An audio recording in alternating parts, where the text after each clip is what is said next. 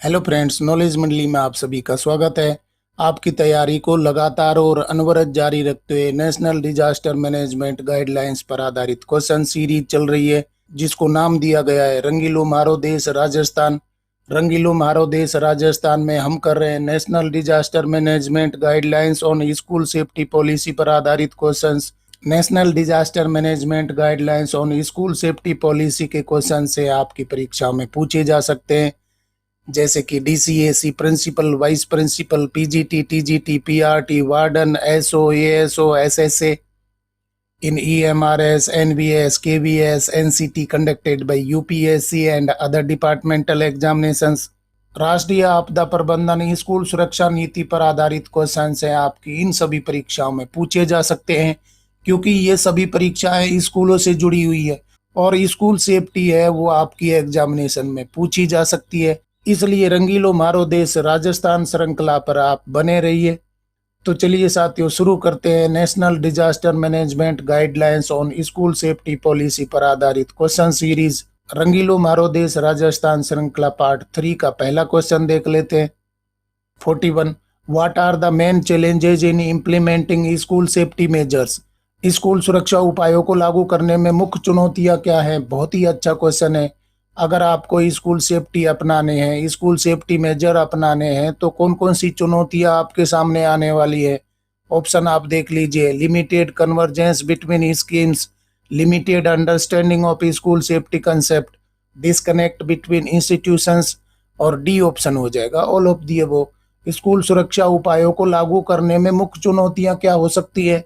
सही उत्तर हमारा हो जाएगा डी हो जाएगा, all of the above. Limited convergence between schemes, limited convergence का मतलब है कि जो स्कीम गवर्नमेंट ने चला रखी है उनके बीच में आपस में कोई सह संबंध नहीं है।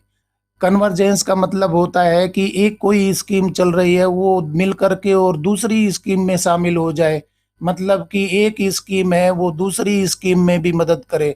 आप समझ सकते हैं कि जो भी स्कीमें सरकार की चल रही हैं वो उनमें आपस में जुड़ाव होना चाहिए, सह संबंध होना चाहिए। ऐसा नहीं होना चाहिए कि अपनी ढपली अपना राग बजाए। इससे क्या होगा कि स्कूल सेफ्टी मेजर्स को अपनाने में मुश्किलें आएंगी, दिक्कतें आएंगी। इसलिए गवर्नमेंट की जो भी स्कीमें होती है उनके बीच में कन्वर्जेंस होना चाहिए, अभिसरण होना चाहिए, प्रभाव होना चाहिए। एक स्कीम दूसरी स्कीम से जुड़ करके स्कूल सेफ्टी मेजर्स को प्रभावी रूप से लागू करवाए। इसके साथ में limited understanding of school safety concept, सीमित जानकारी होने की वजह से, समझ होने की वजह से स्कूल सेफ्टी कंसेप्ट है उनके बारे में लिमिटेड अंडरस्टैंडिंग है, समझ नहीं है, इस वजह से भी चुनौतियां आती है। और साथ में डिस्कनेक्ट बिटवीन इंस्टीट्यूशंस, इंस्टीट्यूशंस के बीच में आइसोलेशन बहुत बड़ा इश्यू है। एक इंस्टीट्यूट अपने आप को सुपीरियर दिखा रहा है, दूसरा इंस्टीट्यूट अलग रूल और रेगुलेशन बनाए हुए है, तो उनके बीच में कोलाबरेशन नहीं है, कोऑपरेशन नहीं है। भारत में कई सारे इंस्टीट्यूट ऐसे हैं जिनमें आम बच्चे हैं वो दर्शन भी नहीं कर सकते, एंट्री भी नहीं कर सकते। पैसे वाले लोग हैं वही वहां पर जा सकते हैं। बच्चों के लिए, पेरेंट के लिए, भारत के नागरिकों के लिए वो असेसेबल नहीं होते हैं। तो वो इंस्टीट्यूट क्या हो जाएंगे? अपने आप को आइसोलेट रख रहे हैं, उनके बीच में कोई कनेक्शन नहीं है, डिस्कनेक्ट है इंस्टीट्यूट। इससे क्या होता है कि सुरक्षा चुनौतियों को लागू करने में मुश्किलें पैदा होती है।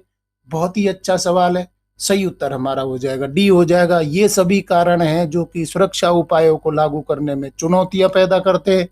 क्वेश्चन देख लेते हैं 42, why is limited convergence between schemes a challenge for school safety implementation? School सुरक्षा कार्यान्वयन के लिए योजनाओं के बीच सीमित अभिसरण एक चुनौती क्यों है? इससे पहले वाले क्वेश्चन में हम देख चुके हैं कि लिमिटेड कन्वर्जेंस है। अभिसरण का मतलब है कि एक जगह के जो सुरक्षा उपाय हैं तो उसके दायरे में दूसरे इंस्टीट्यूट भी शामिल हों, तो इसको आप क्या बोलेंगे? अभिसरण बोलेंगे। तो सीमित अभिसरण है, योजनाओं के बीच में अभिसरण नहीं है, यानी कि प्रभाव नहीं है, उसकी जद में दूसरे इंस्टीट्यूट नहीं लिए जाते हैं, अलग अलग होते हैं।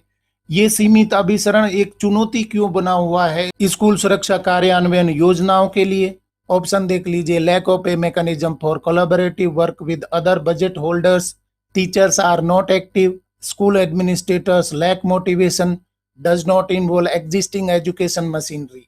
स्कूल सुरक्षा कार्यान्वयन के लिए योजनाओं के बीच सीमित अभिसरण एक चुनौती क्यों है? सही उत्तर हमारा हो जाएगा ए हो जाएगा। Lack of a mechanism for collaborative work with other budget holders, बहुत अच्छी बात बताई गई है। दूसरे बजट होल्डर है उनके बीच में कोलैबोरेशन के लिए कोई मैकेनिज्म नहीं बनाया गया है। एक योजना के लिए एक जगह पर बजट आता है, उसकी अपनी कार्य योजनाएं होती हैं। इस बजट में दूसरी योजनाओं को शामिल नहीं किया जाता, ये उसी पर खर्च किया जाता है। और दूसरे बजट की योजना है उनके बीच में भी कोई संबंध नहीं होता, अपने अपने लेवल पर वो कार्य करते हैं। तो दो ही स्कीम के बीच में या दो बजट होल्डर के बीच में कोई कोलैबोरेशन नहीं है, इनके बीच में कोई संबंध नहीं है। वास्तव में क्या होना चाहिए, एक जगह का प्रभाव है, एक जगह की कार्य नीति है, रणनीति है, वो दूसरे पर प्रभाव डालें, एक दूसरे पर प्रभाव डालें, तो हम अच्छे से कार्यान्वयन को लागू कर सकते हैं। परंतु ऐसा नहीं हो रहा है, उनके बीच में कोई कोलैबोरेशन नहीं होता। आप समझ सकते हैं कि अगर रोड बनाना है तो उस जद में आने वाले सारे पेड़ पौधे हैं, अंडरग्राउंड कोई पाइपलाइन है या बिजली की लाइन है, उनको सबको तबाह कर दिया जाता है। और जब बिजली लाइनें डालनी होती हैं, पाइपलाइन डालनी होती है या गैस लाइन डालनी होती है, तो क्या किया जाता है, उस रोड को तहस नहस कर दिया जाता है। तो इनके बीच में क्या हो रहा है, कोई भी कोलैबोरेशन नहीं है। रोड वाले हैं अपने तरीके से कार्य करते हैं, बिजली वाले हैं वो अपनी तरीके से कार्य करते हैं, और वाटर सप्लाई वाले अपने तरीके से काम करते हैं, और गैस पाइपलाइन डालने वाले अपने तरीके से कार्य करते हैं, और टेली कम्युनिकेशन वाले हैं वो अपनी तरीके से कार्य करते हैं। अगर इन सभी योजनाओं को कोलैबोरेशन में लाया जाए तो वहां पर कोई तोड़ फोड़ नहीं होगी, कोई ब्लॉकेज नहीं होंगे, कोई धन की बर्बादी नहीं होगी। इसी प्रकार की कमी है वो स्कूल सेफ्टी मेजर्स को लागू करने में भी देखी जा रही है।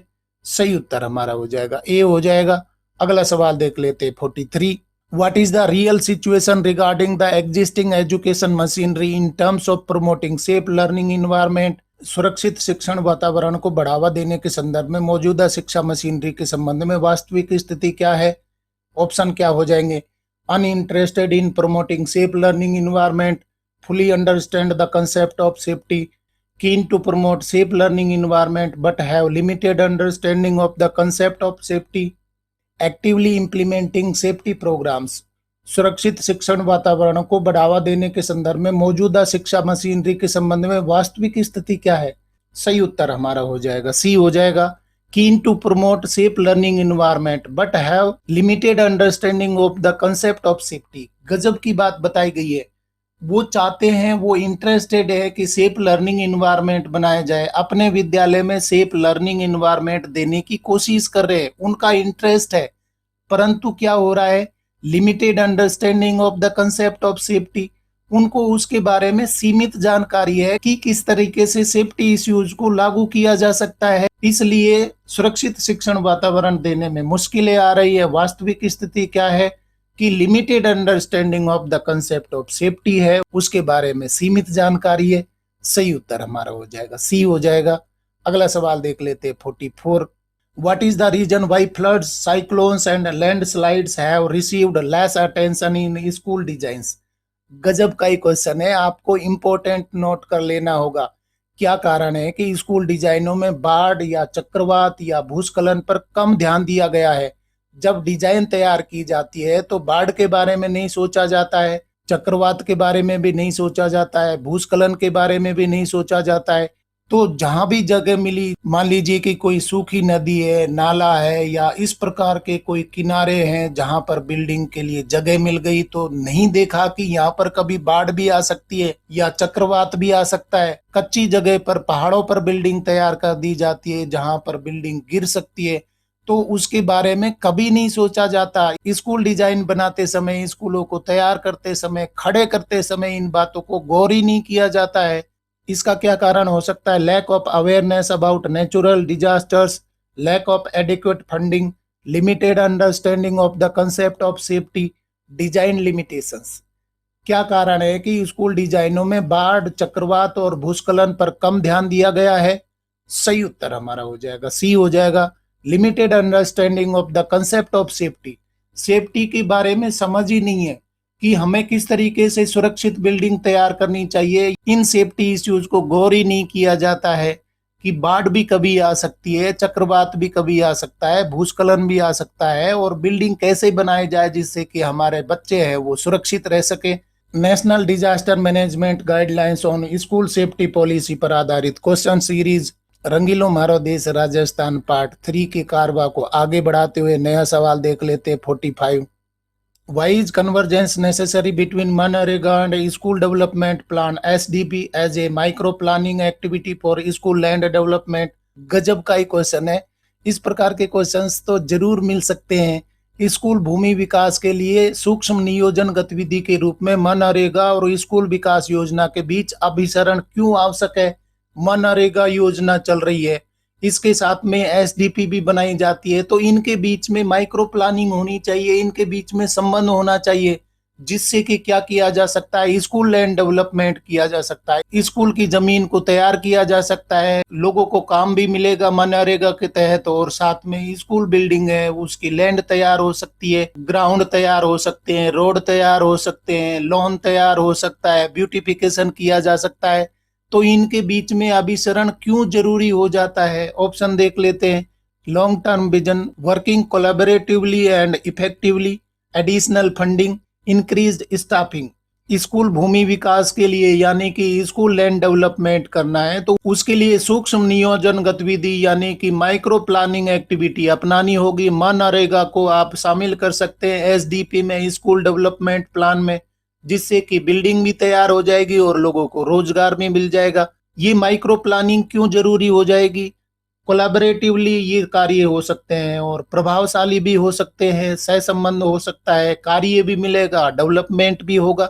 सही उत्तर हमारा हो जाएगा बी हो जाएगा, working collaboratively and effectively.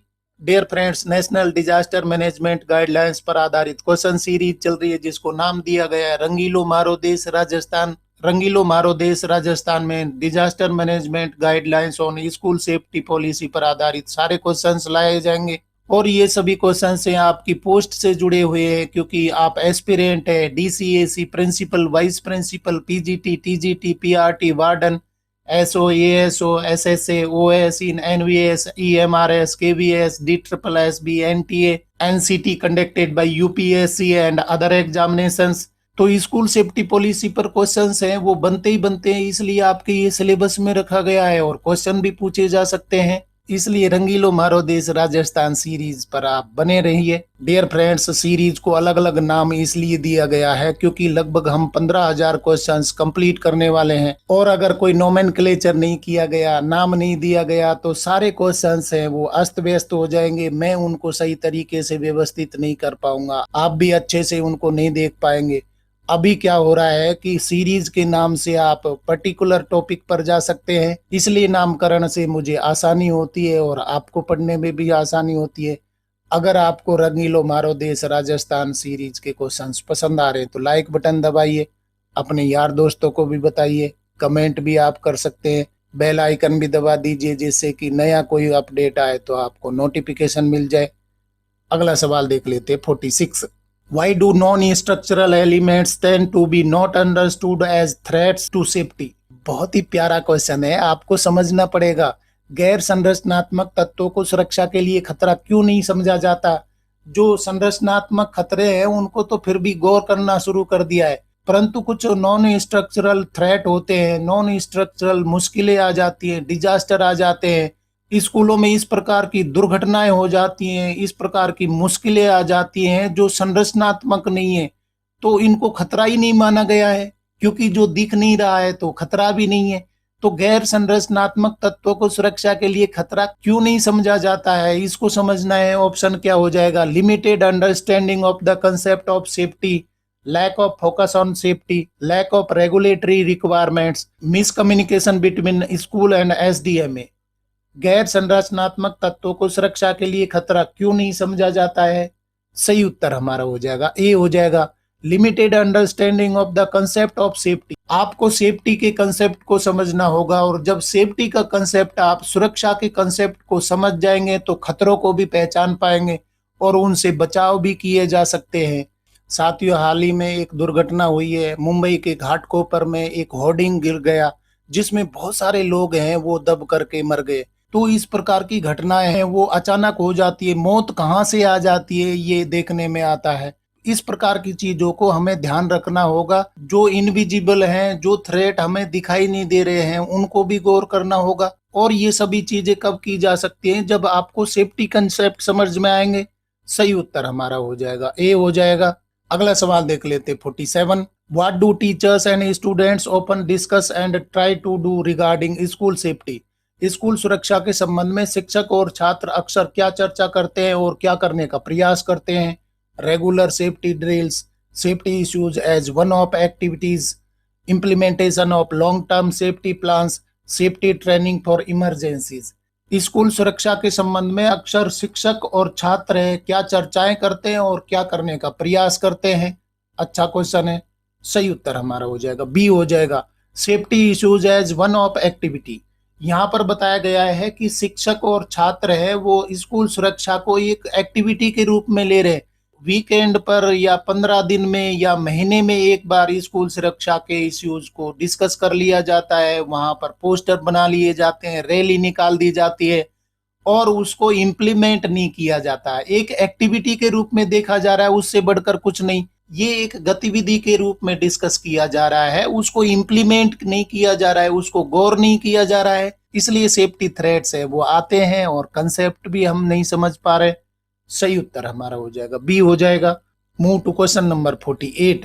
What kind of modifications are needed in the school time table and curriculum according to the school safety guidelines?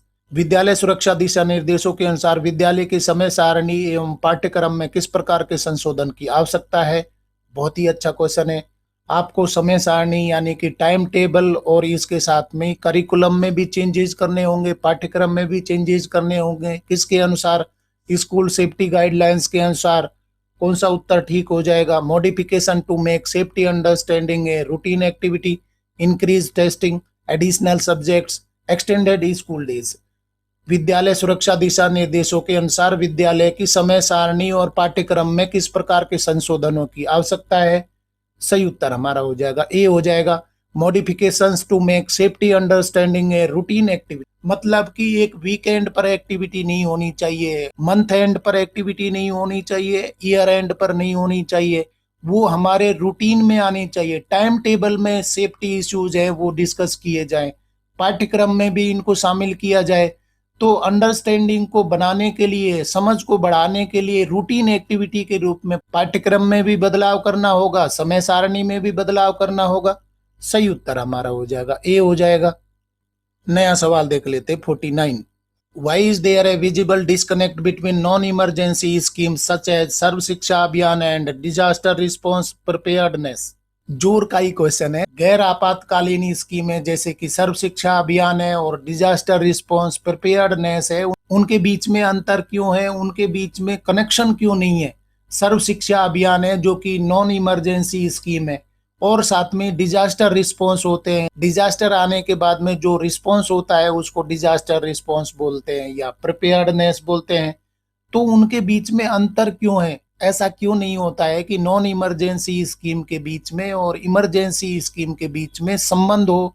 इनएडिक्वेट funding, limited involvement of teachers, lack of government support, little synergy और policy linkage. बहुत ही बड़ी बात बताई गई है। क्या कारण है कि इनके बीच में अंतर है? सही उत्तर हमारा हो जाएगा डी हो जाएगा। लिटिल सिनर्जी और पॉलिसी लिंकेजेस, मतलब कि उनके बीच में संबंध नहीं है, पॉलिसी में आपस में जुड़ाव नहीं है। नॉन इमरजेंसी को अलग रखा गया है, इमरजेंसी पॉलिसीज को अलग बनाया गया है। अगर दोनों के बीच में सिनर्जी हो, लिंकेज हो, तो परेशानियों को, मुश्किलों को, डिजास्टर्स को आसानी से फेस किया जा सकता है। डियर फ्रेंड्स, आपको ध्यान देना है कि डिजास्टर को रोका नहीं जा सकता है परंतु खतरों को कम किया जा सकता है, क्योंकि डिजास्टर तो ऐसे होते हैं जो अपने हाथ में ही नहीं होते। तो आपदाओं को रोका नहीं जा सकता परंतु उनसे खतरों को कम किया जा सकता है, उनसे नुकसान को कम किया जा सकता है। तो सिनर्जी बनानी होगी नॉन इमरजेंसी प्लान के साथ में इमरजेंसी प्लान को। सही उत्तर हमारा हो जाएगा डी हो जाएगा। लिटिल सिनर्जी और पॉलिसी लिंकेजेस। क्वेश्चन देख लेते 50। व्हाट इज ए की factor preventing effective implementation of A government schemes? सरकारी योजनाओं के प्रभावी कार्यान्वयन में बाधा डालने वाला प्रमुख कारक क्या है? Limited convergence between schemes, insufficient awareness, lack of infrastructure, absence of skilled personnel. सरकारी योजनाओं के प्रभावी कार्यान्वयन में बाधा डालने का प्रमुख कारक क्या हो सकता है? सही उत्तर हमारा हो जाएगा ए हो जाएगा, limited convergence between schemes. Convergence का मतलब है कि अभिसरण है, वो अपने दायरे में दूसरी चीजों को, दूसरे एरिया को नहीं ले पाते हैं। एक एरिया में कोई स्कीम चल रही है तो उसके प्रभाव में बहुत सारे ये एरिया हैं वो शामिल किए जाएं, बहुत सारी स्कीम्स को शामिल किया जाए, दूसरे बजट होल्डर्स हैं उनको भी शामिल किया जाए, तो ये कन्वर्जेंस नहीं है, इसलिए सरकारी योजनाओं के प्रभावी कार्यान्वयन में बाधा आती है। मैंने रोड का एग्जाम्पल लिया जहां पर बिजली और पानी और गैस, दूर संचार की चीजें डाली जाती है रोड में, तो आपस में कोई कोलेबरेशन नहीं है, एक दूसरे को वो तोड़ फोड़ कर रहे, नुकसान भी होते जा रहा है, मुश्किलें भी होती जा रही है। सही उत्तर हमारा हो जाएगा ए हो जाएगा। Dear friends, national disaster management guidelines on school safety policy पर आधारित क्वेश्चन सीरीज चल रही है जिसको नाम दिया गया है रंगीलो मारो देश राजस्थान। अगर आपको रंगीलो मारो देश राजस्थान के क्वेश्चंस पसंद आ रहे हैं तो लाइक बटन दबाइए, अपने यार दोस्तों को भी बता सकते हैं और कमेंट भी आप कर दीजिए, बेल आइकन भी दबा दीजिए, क्योंकि रंगीलो मारो देश राजस्थान सीरीज है उसमें नए अपडेट आते हैं तो आपको सूचना मिल जाएगी। अगला सवाल देख लेते हैं 51। Which of the following is not an example of a structural factor that can pose a hazards to school safety. बिल्कुल ही दिल भर जानी क्वेश्चन है, यानी कि परीक्षाओं में ये मिल सकता है। हिंदी अर्थ देख लीजिए, निम्नलिखित में से कौन सा संरचनात्मक कारक का उदाहरण नहीं है जो स्कूल सुरक्षा के लिए खतरा पैदा कर सकता है? इस प्रकार के नहीं वाले क्वेश्चन हैं, थोड़े से मुश्किल होते हैं क्योंकि इनमें 3 ऑप्शन है वो ठीक होते हैं, एक जो गलत होता है उसको पहचानना होता है। तो दिल भर जानी क्वेश्चन के ऑप्शन देख लीजिए, the dilapidated buildings, poorly designed structures, faulty construction, loose building elements, infestation of the campus by snakes and any other pest. निम्नलिखित में से कौन सा संरचनात्मक कारक का उदाहरण नहीं है जो स्कूल सुरक्षा के लिए खतरा पैदा कर सकता है? सही उत्तर हमारा हो जाएगा डी हो जाएगा, infestation of the campus by snakes and any other paste. आप समझिए, infestation of the campus by snakes and any other paste, यहां पर बताया गया है कि संरचनात्मक कोई थ्रेट यहां नहीं हो सकता है। सांप है वो तो कहीं से भी आ सकता है, दूसरे कीड़े मकोड़े कहीं से भी आ सकते हैं, तो ये कोई संरचनात्मक फॉल्ट नहीं हो सकता है। ये नेचुरल चीजें हैं, जानवर हैं, आप इंसान हैं और आपके आसपास बहुत सारे जीव जंतु रहते हैं, तो वो आ सकते हैं, ये संरचनात्मक कारक नहीं है। और आपने क्या कर दिया है, उनकी जगह पर बिल्डिंग बना दिए, स्कूलें बना दिए हैं, तो सांप निश्चित रूप से आएंगे, तो ये कोई संरचनात्मक कारक नहीं है। इसको आप सही बोल सकते हैं, इसको ये कोई संरचनात्मक कारक नहीं है कि सांप आ जाए, कीड़े मकोड़े आ जाएं, परंतु दूसरे संरचनात्मक कारक हैं। सबसे पहला है डाइलिपिडेटेड बिल्डिंग्स है, यानी कि जर्जर स्कूल भवन है, ये संरचनात्मक कारक है। इसके साथ में पुअरली डिजाइंड स्ट्रक्चर्स है, स्कूल की डिजाइन है वो पुअर है, कमजोर है, खतरे आ सकते हैं उसमें। और फॉल्टी कंस्ट्रक्शन है, मतलब कि आपने उसको बनाया ही इस तरीके से, फॉल्टी कंस्ट्रक्शन कर दिया है, उसमें अच्छा माल यूज नहीं किया है, उसको सही जगह पर नहीं बनाया है, उसके निर्माण में दिक्कतें हैं। और लूज बिल्डिंग एलिमेंट्स, तीसरा बड़ा जो संरचनात्मक कारक होता है, जो बिल्डिंग एलिमेंट्स होते हैं, बिल्डिंग के अंदर बहुत सारी चीजें होती हैं, बहुत सारे इक्विपमेंट होते हैं, आपने अलमीरा लगाई हुई है या दूसरी टंकियां रखी हुई है या बहुत सारे आइटम होते हैं, उनको लूज लगा दिया है। और कभी भी कोई आंधी तूफान आई या कभी अर्थक्वेक आया या कुछ इस प्रकार की घटनाएं हो जाती हैं कि ये लूज बिल्डिंग एलिमेंट्स है वो बच्चों के ऊपर ही गिर जाए, उनको ही दबा के मार दें, तो ये क्या हो जाते हैं, संरचनात्मक कारक होते हैं जो खतरा पैदा कर सकते हैं।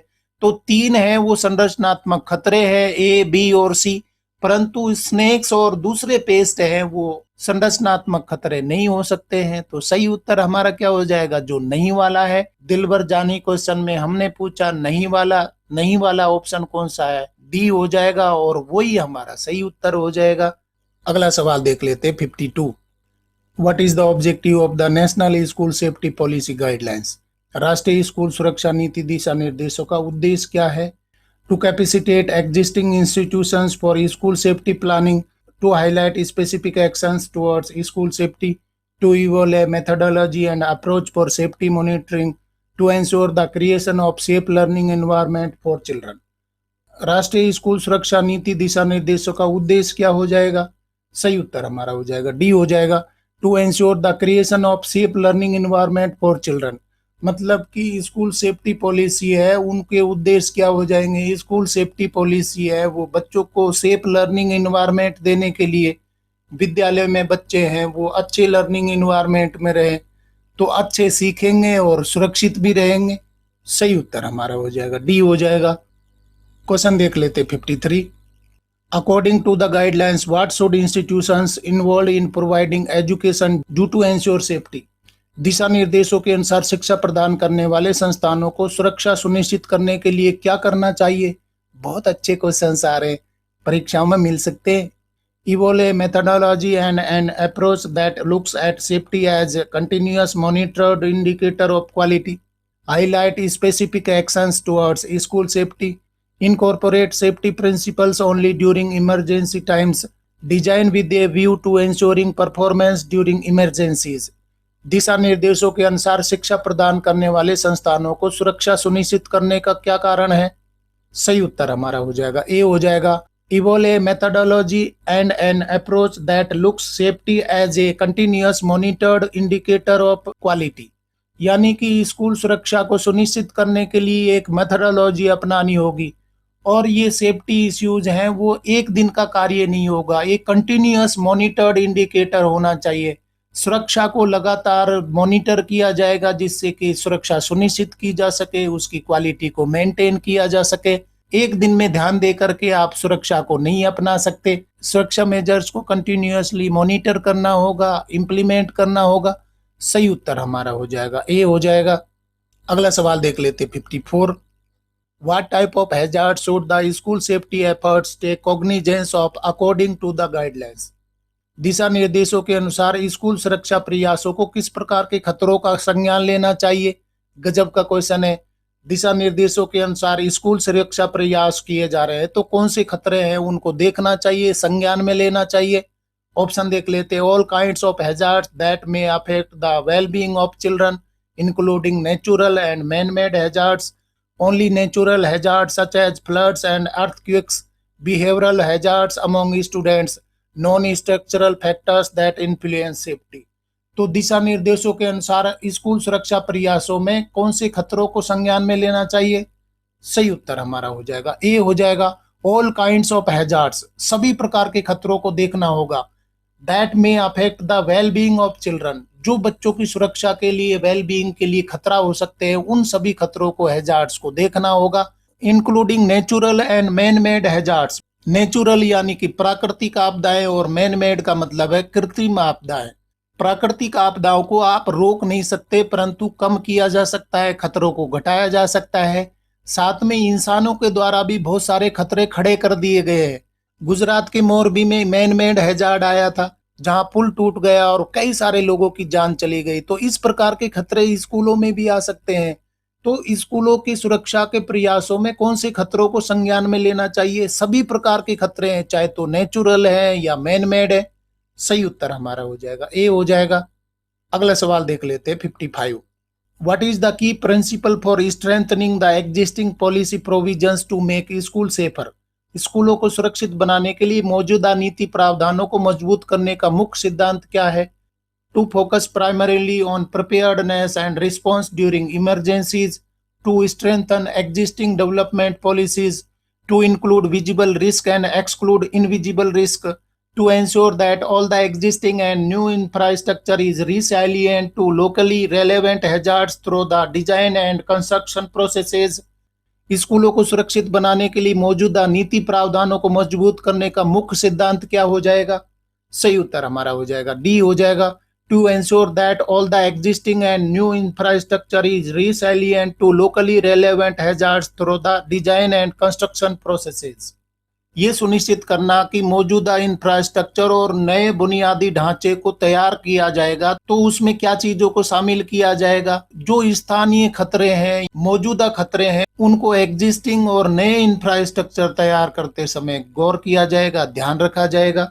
सही उत्तर हमारा हो जाएगा डी हो जाएगा। To ensure that all the existing and new infrastructure is resilient to locally relevant hazards through the design and construction processes. Dear friends, disaster management guidelines on school safety policy पर आधारित question series चल रही है, जिसको नाम दिया गया है रंगीलो मारो देश राजस्थान। रंगीलो मारो देश राजस्थान के क्वेश्चंस आपको पसंद आ रहे हैं तो लाइक बटन दबाइए, अपने यार दोस्तों को बताइए, कमेंट भी आप करिए क्वेश्चंस किस तरीके के लग रहे हैं। अगर आपको कोई तब्दीली करनी है, कोई बदलाव करना है तो वो भी आप बताइए, बेल आइकन भी दबा दीजिए। अगला सवाल देख लेते हैं 56। What are some non structural factors that can pose hazards to school safety. ऐसे कौन से गैर संरचनात्मक कारक हैं जो स्कूल सुरक्षा के लिए खतरा पैदा कर सकते हैं। गब्बर सिंह क्वेश्चन है, आपको मिल सकता है और गौर भी करना है, ध्यान भी रखना है। Loosely placed heavy object such as almirahs, infestation of the campus by snakes and any other pest, broken or no boundary walls, uneven flooring, blocked evacuation routes, poorly designed and placed furniture that may cause incidents and injury। E option हो जाएगा all of the above. ऐसे कौन से गैर संरचनात्मक कारक हैं जो स्कूल सुरक्षा के लिए खतरा पैदा कर सकते हैं। गब्बर सिंह क्वेश्चन का आंसर क्या हो जाएगा। सही उत्तर हमारा हो जाएगा ई हो जाएगा ऑल ऑफ दी अबव। ये क्वेश्चन है यूपीएससी के प्रिंसिपल एग्जाम में पूछा गया था। दो तरीके के खतरे विद्यालयों में होते हैं, एक स्ट्रक्चरल है और दूसरे नॉन स्ट्रक्चरल है। तो स्ट्रक्चरल हम देख चुके हैं, नॉन स्ट्रक्चरल में कौन कौन से खतरे आएंगे। सबसे पहला है loosely placed heavy objects such as almirah, मतलब कि चीजों को इस तरीके से हैवी ऑब्जेक्ट्स को ऐसे रखा है जो गिर सकते हैं, बच्चों के ऊपर गिर सकते हैं, दूसरे लोगों के ऊपर गिर सकते हैं, जो खतरे पैदा कर सकते हैं, हैजार्ड्स पैदा कर सकते हैं। दूसरा है infestation of campus by snakes and any other pest, यानी कि सांप है या दूसरे कीड़े मकोड़े हैं, बच्चों को खतरा कर सकते हैं। तो ये नॉन स्ट्रक्चरल फैक्टर्स है, हैजार्ड्स हैं। और तीसरा है ब्रोकन और नो बाउंड्री वॉल्स। ये भी एक बड़ा इशू होता है कि दीवारें हैं वो टूटी हुई हैं या बाउंड्री वॉल ही नहीं है, तो कोई भी कीड़ा मकोड़ा, कोई जानवर है, कोई पशु है उसके अंदर आएगा। तो बाउंड्री वॉल है वो सुरक्षा के लिए होती है, ये नहीं होगी तो हैजार्ड्स पैदा होंगे। और गजब की बात है अनइवन फ्लोरिंग। अनइवन फ्लोरिंग है, इसको हम गौर ही नहीं करते। अगर फ्लोरिंग है, उबड़ खाबड़ हो, गड्ढे हो तो हमें क्या खतरा होता है, ये चीजें हम मानते ही नहीं। अनइवन फ्लोरिंग है वो भी नॉन स्ट्रक्चरल फैक्टर में आती है। और ब्लॉक्ड इवेक्यूएशन रूट्स है, मतलब कि जब भी आपदा आए तो विद्यालयों से बच्चों को जल्दी से खाली करवाया जा सकते हैं, बच्चों को जल्दी से निकाला जा सकता है। इस प्रकार की देश में कई सारी घटना हो गई कि मान लीजिए आग लग गई है, एक कोचिंग सेंटर में आग लग गई थी और उसमें से निकलने का एक ही रास्ता था, तो बच्चे ऊपरी बिल्डिंगों से कूद के मर गए, जल के मर गए। तो इवेक्यूएशन रूट है वो जरूरी होना चाहिए, गैर संरचनात्मक फैक्टर इसमें शामिल है।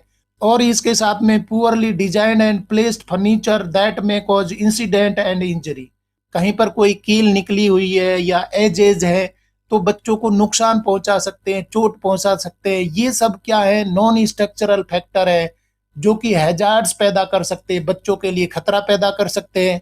तो स्ट्रक्चरल फैक्टर भी हमने देख लिए, नॉन स्ट्रक्चरल फैक्टर भी देख लिए। गब्बर सिंह क्वेश्चन के कोई भी ऑप्शन को लेकर के और क्वेश्चन आपकी परीक्षा में मिल सकता है। यहाँ पर सही उत्तर हो जाएगा ई हो जाएगा ऑल ऑफ दी अबव। अगला सवाल देख लेते 57। Why is it imperative to capacitate existing institutions to take responsibility of school safety planning and action according to the guidelines?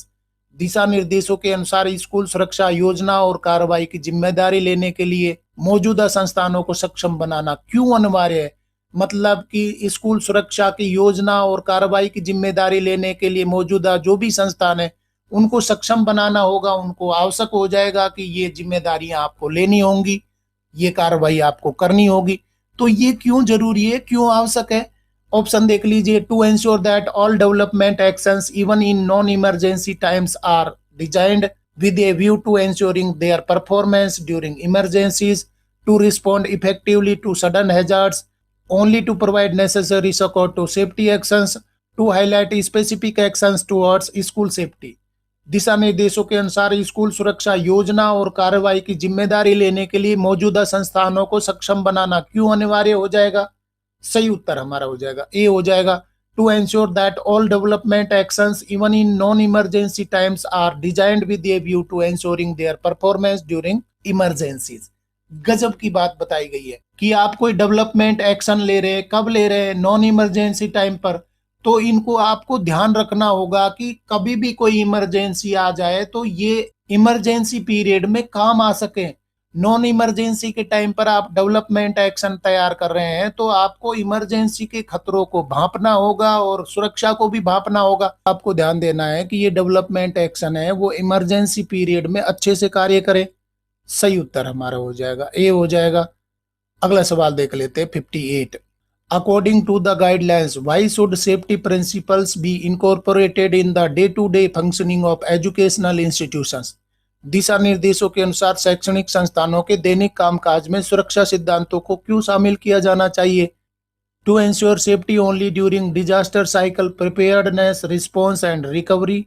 To evolve a methodology and approach of their own that looks at safety as continuous monitored indicator of quality, to highlight specific actions towards school safety, to strengthen the existing and new infrastructure resilience। दिशा निर्देशों के अनुसार शैक्षणिक संस्थानों को दैनिक कामकाज में सुरक्षा सिद्धांतों को क्यों शामिल किया जाना चाहिए? सही उत्तर हमारा हो जाएगा बी हो जाएगा। To evolve a methodology and approach of their own that looks at safety as a continuously monitored indicator of quality. मतलब कि आपको इस तरीके की मेथोडोलॉजी और अप्रोच अपनानी होगी जो कि लगातार सेफ्टी को मॉनिटर करे और उसकी क्वालिटी को सुधारे। सही उत्तर हमारा हो जाएगा बी हो जाएगा। National disaster management guidelines on school safety policy पर आधारित क्वेश्चन सीरीज रंगीलो मारो देश राजस्थान पार्ट 3 का अगला सवाल देख लेते हैं 59। What is the approach suggested by the national school safety policy guidelines for safety planning and action. सुरक्षा योजना और कार्रवाई के लिए राष्ट्रीय स्कूल सुरक्षा नीति दिशा निर्देशों द्वारा सुझाया गया दृष्टिकोण क्या है? To take a holistic approach to include visible as well as invisible risk that may be sudden onset और have built up slowly over a period of time. To evolve a methodology and an approach for safety monitoring, to respond effectively to sudden hazards, to approach safety only for children and non-teachers and parents। सुरक्षा योजना और कार्रवाई के लिए राष्ट्रीय school सुरक्षा नीति दिशा निर्देशों द्वारा सुझाया गया दृष्टिकोण क्या होना चाहिए? सही उत्तर हमारा हो जाएगा ए हो जाएगा। To take a holistic approach to include visible as well as invisible risk that may be sudden onset or have built up slowly over a period of time। आपको होलिस्टिक अप्रोच अपनानी होगी जहां पर visible और invisible risk हो सकते हैं और वो धीरे धीरे बड़े खतरे के रूप में बदल सकते हैं, या लंबे समय के बाद में यही विजिबल और इनविजिबल रिस्क है जिनको आपने नजरअंदाज कर दिया था वही बड़े खतरे के रूप में उभर के आते हैं। तो इनको सभी को गौर करना होगा, देखना होगा। सही उत्तर हमारा हो जाएगा ए हो जाएगा। और साथियों देख लेते हैं national disaster management guidelines on school safety policy पर आधारित क्वेश्चन सीरीज रंगीलो मारो देश राजस्थान पार्ट 3 का अंतिम सवाल 60। According to the guidelines who is the primary target group of security efforts to whom unsafe structure में इंक्रीज वल्नरेबिलिटी। बहुत ही अच्छा क्वेश्चन है, इसको नाम दूंगा मेरा देश महान। दिशा निर्देशों के अनुसार सुरक्षा प्रयासों का प्राथमिक लक्ष्य समूह कौन है जिनके लिए असुरक्षित संरचनाएं भेद्यता बढ़ा सकती है यानी कि वल्नरेबिलिटी बढ़ा सकती है, वो कौन सा टारगेट ग्रुप हो जाएगा? मेरा देश महान क्वेश्चन के ऑप्शन देख लीजिए। Children, parents, school administration, school staff. दिशा निर्देशों के अनुसार सुरक्षा प्रयासों का प्राथमिक लक्ष्य समूह कौन है जिनके लिए असुरक्षित संरचनाएं भेद्यता बढ़ा सकती हैं? सही उत्तर हमारा हो जाएगा ए हो जाएगा। चिल्ड्रन देश का भविष्य है, वो बच्चे हैं और स्कूल सेफ्टी के लिए यही हमारे प्राइमरी टारगेट ग्रुप हो जाएंगे। अगर आपने अनसेफ स्ट्रक्चर में बच्चों को भेजा तो वहां पर उनको खतरे हो सकते हैं, बच्चों को खतरा हो सकता है, प्राइमरी टारगेट ग्रुप को खतरा हो सकता है। सही उत्तर हमारा हो जाएगा ए हो जाएगा चिल्ड्रन। इस तरीके से साथियों रंगीलो मारो देश राजस्थान सीरीज पार्ट 3 के अंतिम क्वेश्चन तक हम पहुंच गए हैं। अभी तक हमने 60 क्वेश्चन है वो कंप्लीट कर लिए और ये सभी क्वेश्चंस है national disaster management guidelines on school safety पर आधारित है, क्योंकि ये क्वेश्चंस है आपकी परीक्षाओं में पूछे जा सकते हैं, जैसे कि DCAC, principal, vice principal, PGT, TGT, PRT, warden, SO, ASO, SSA, OS in NVS, EMRS, KVS, DSSB, NTA and NCT conducted by UPSC and other departmental examinations. Dear friends, national disaster management guidelines on school safety policy पर आधारित question series रंगीलो मारो देश Rajasthan part 3 के questions आपको पसंद आए तो like share करें और चैनल को सब्सक्राइब करना तो बहुत ही जरूरी है, क्योंकि नॉलेज मंडली is the right choice. Thank you very much.